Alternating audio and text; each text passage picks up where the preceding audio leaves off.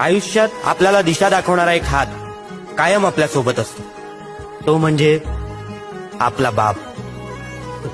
बाप नावाचं मोठं झाड घरावर बहरलेलं, माथ्यावरती सावली धरून घरासाठी झुरलेलं.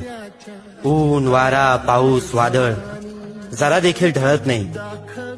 बाप असतो आवाक्याबाहेर, कधीच कोणाला कळत नाही. खडूस वाटतो कधी कधी, चिडून जरब लावून जातो, शांतपणे डोळे फाडून जास्तीचाच भाव पाहून जातो. वसखन येतो अंगावर म्हणून जवळ कोणी जात नाही. आईसारखे बापाचे गोडवे कधीच कोणी गात नाही. आईसारखी बापाला मिठी कधीच मिळत नाही, कारण बाप असतो आवाक्याबाहेर, कधीच कोणाला कळत नाही. बघा ना, बापाला सहसा कोणी मनावर घेत नाही. बापासाठी आपलं प्रेम कधी अनावर होत नाही.